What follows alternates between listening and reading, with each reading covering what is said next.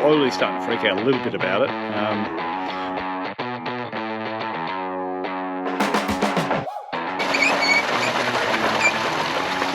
Nice and fluffy and luxurious for the spuds.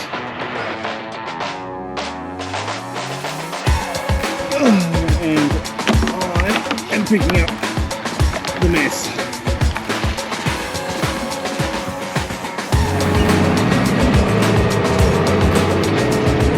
Well, g'day, everybody, anybody, you watching.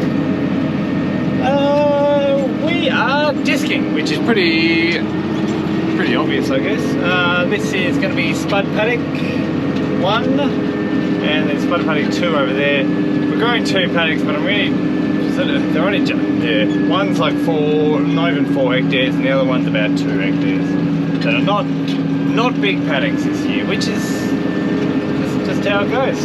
Unfortunately, we lost the lease on the other block that we had for potatoes last year, so we're doing it all here. And my grand scheme plan for this farm is that we crop as much as we can crop this year, and then we'll sow it down to like a hybrid ryegrass, like Shogun or something like that, something that's really targeted towards silage production, and then this farm become just a silage hotspot of, yeah, as much as we can cut year in, year out. But to do that, I want to build up the fertility, and to do that, the most economical way that I can find is by putting a crop in. So we essentially call it like a cash crop. Get that crop in, put a heap of fertiliser down, more than enough, and that will act as a residual for the pasture to grow for the next fill on. So it's a bit of a long-winded process, but in the long run, I'm sure it's gonna pay off. Well, I hope it's gonna pay off. So what we're doing by disking is essentially we're chipping it. The old man's not real sure whether he's going to get the plough in. It's quite hard on top, so we'll see if we can plough it. If we can't plough it first, then we might have to come in with the rippers so we can get ready to put some potatoes in this paddock, because I don't think I mentioned that earlier. Potatoes. So what's going on with potatoes? Anyway, we'll send you up and see what it looks like from the sky.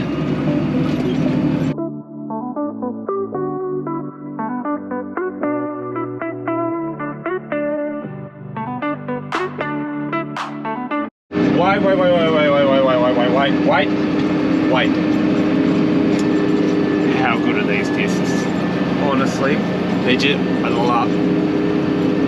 You've heard me say it before. If you haven't heard me say it before, hear me now. They are just the best implement I've ever bought.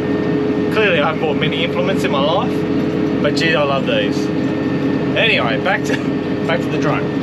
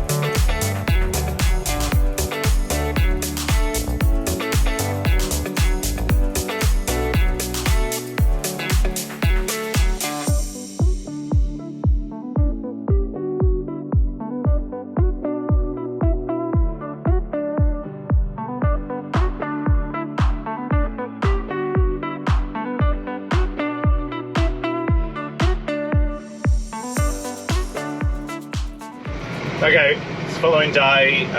Brody's been disking up a storm out there at that paddock. I just got that finished. Now today, I've got him out there ripping, and Pete, Dad, he's out there ploughing. So we'll spin around and get back there shortly. But while we're at home, I need to get the irrigators going. Okay, so we are start of November, and realistically, I really should have been irrigating, particularly from the pivot. I don't know if I've explained it or not, but the pivot, the water supply comes from a bore. That bore. Now the trouble with that bore is that that motor of that bore pump, the electric motor on the bottom of that bore pump, which should be there, died. Now that was an issue, but then another issue arose when we brought that bore up out of that casing. It grabbed the PVC casing that it's around. Didn't really think anything of it until we put another little bore in there that supplies the clean water for the dairy. We put that down thinking that it'll be okay, whilst in the interim while we get this other bore fixed. We got it down 13 meters of a 38 meter depth bore, and it got stuck on that, what we assume is that piece that we snagged as we're pulling the other bore out. So now that little bore, little one, is now stuck. It won't go down, won't go up. We are snookered big time.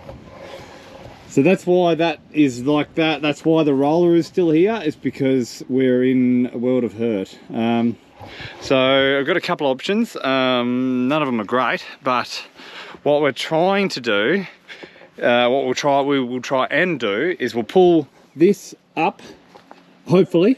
We might have to sacrifice if we can't get that bore unstuck, the little one. If we can't get that unstuck, well, we might have to just sacrifice it and let it drop to the very bottom, which sucks, but I need that big bore to be able to irrigate the underneath the pivot, which is about 20 odd hectares. Because I'm solely reliant on this water for that pivot. So we might have to think of a few different options. I'm rattling around in my head, but we're what I really want to do is get a driller, bore driller, to come back here and to pretty much pull that pipe out. And unfortunately we can't pull it out, we're just going to have to drill it out. It's going to make a hell of a mess, but it's something we've got to do. Trouble is, we've gone like 12 months of being the driest of dry, and every bore drilling contractor is flat out. The one that we usually use is on a completely different island altogether, on Flinders Island, and I can't get anyone. I can't get anyone for months. So yeah, it's been a little bit of a worry for us. Slowly starting to freak out a little bit about it. But we do have a little water right out of the river, so we might have to start utilising that. But it's not overly big and it's not a great flow. So yeah, I'm not sure what else to do, because I don't have a drill bit that is 9 inches wide. It's not going to happen. Anyway, I thought I'd just fill in about that that bore saga, which is definitely a saga. When you can't get someone, yeah. What I think it's going to lead to is finding another water source or finding another way to irrigate under that pivot, because it is such a substantial amount of, yeah, it's like 10 paddocks for us. And if the season keeps going the way it is going, which is dry, we're really going to need it. Anyway, what we can do is we can water some of the paddocks up the top with a hard hose. So we'll go set up a hard hose and hopefully get that going. Feels too soon to be doing this again. Feels like only, well, it was May. We finished irrigating in May. It's far too late. So, yeah, November is not really that bad. But hey, let's go set this bad boy up. Well, it's not a great start. I just flicked it around and that fell out. that was a bit loose. Right. It's never straightforward with irrigation.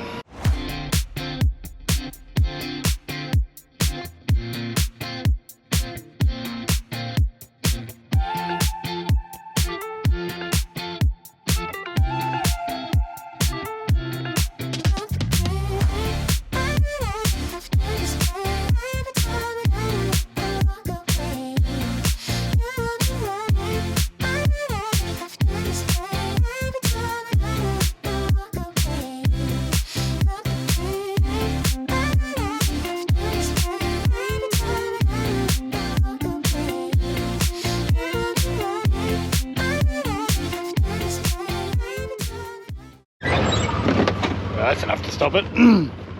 That irrigator there, that's another story. I just don't have words for that one just at the moment, so we'll just fix this. Just tried to start the pump and it worked, which is great. Just forgot that I'd left this hydrant on and on. So I will turn that off and then hopefully water will start going to the irrigator.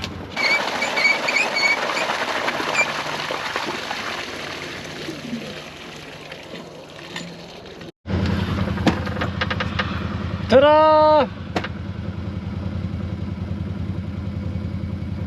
Fantastic. I'd love it if I had a couple pivots up here. Just press a button. But no, got this. Anyway, life goals. Work towards it. Pivots. Love pivots. If they've got water.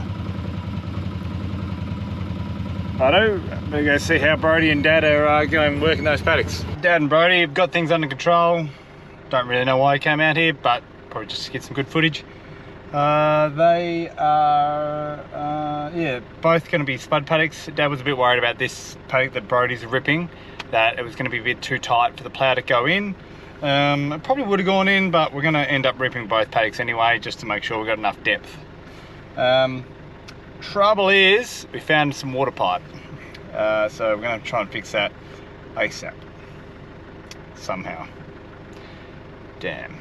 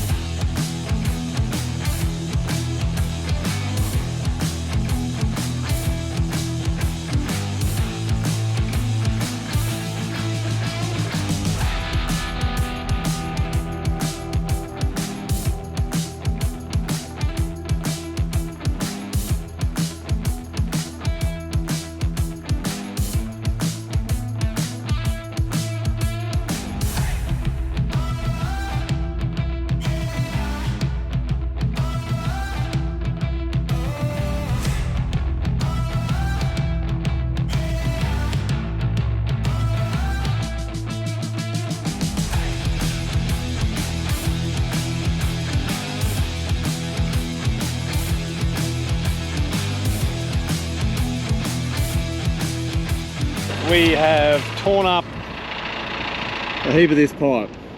So talking with the guy that owns the place, David, he's going to bring a digger from work over here on the weekend. So we're going to replace the line somewhere else and a lot deeper.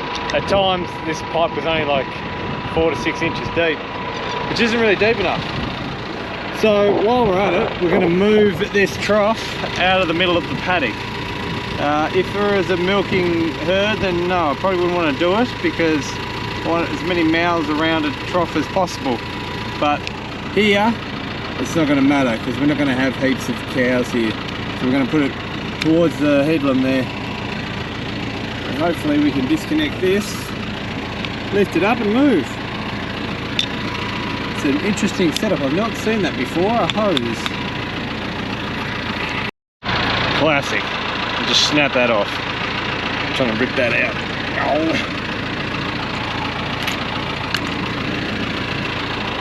I don't know, let's see if front end loader will lift it.